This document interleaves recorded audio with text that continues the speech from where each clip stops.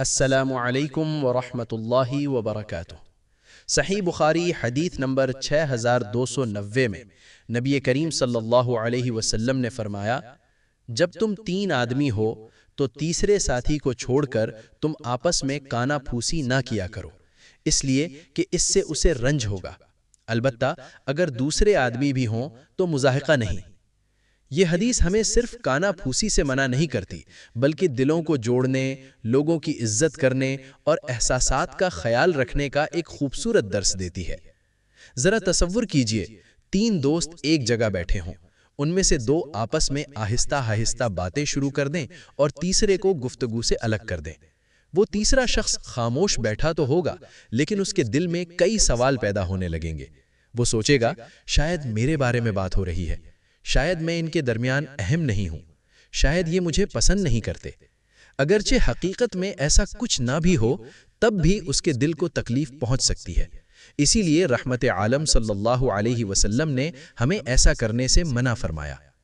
اسلام صرف بڑے بڑے گناہوں سے نہیں روکتا، بلکہ دلوں کو دکھانے والی چھوٹی چھوٹی باتوں سے بھی بچاتا ہے، کیونکہ بعض اوقات زبان کا ایک معمولی سا عمل کسی کے دل میں ایسی چبھن پیدا کر دیتا ہے جو دیر تک باقی رہتی ہے۔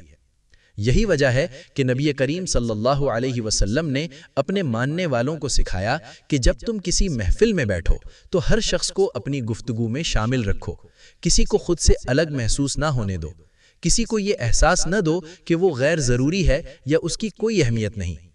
ایک سچا مسلمان وہ ہے جو صرف اپنے الفاظ کا ہی نہیں بلکہ دوسروں کے جذبات کا بھی خیال رکھتا ہے۔ وہ جانتا ہے کہ بعض زخم جسم پر نہیں بلکہ دل پر لگتے ہیں، اور دل کے زخم اکثر بہت دیر سے بھرتے ہیں۔ البتہ اگر محفل میں 3 سے زیادہ لوگ ہوں اور 2 آدمیوں کو کسی ضروری بات کے لیے الگ گفتگو کرنی پڑ جائے تو اس کی اجازت ہے، کیونکہ اس صورت میں کسی ایک شخص کو تنہا اور الگ تھلگ محسوس ہونے کا اندیشہ نہیں رہتا۔ اس حدیث سے ہمیں یہ سبق ملتا ہے کہ اسلام محبت، اخوت اور باہمی احترام کا دین ہے۔ یہ ہمیں سکھاتا ہے کہ لوگوں کے دل جیتو، ان کے احساسات کا خیال رکھو اور ایسا کوئی رویہ اختیار نہ کرو جس سے کسی مسلمان بھائی کو دکھ پہنچے۔ یاد رکھیے، کبھی کبھی ایک مسکراہٹ، ایک محبت بھرا جملہ اور کسی کو اپنی گفتگو میں شامل کر لینا اللہ تعالیٰ کے نزدیک بہت محبوب عمل بن جاتا ہے، اور کبھی کسی کو نظر انداز کر دینا یا اسے تنہا محسوس کروا دینا اس کے دل میں ایسا غم پیدا کر دیتا ہے جس کا ہمیں احساس بھی نہیں ہوتا۔ اسی لیے ایک مومن کی شان یہ ہے کہ جہاں بھی بیٹھے وہاں محبت بانٹے، دل جوڑے اور کسی کو اپنے رویے سے رنجیدہ نہ ہونے دے۔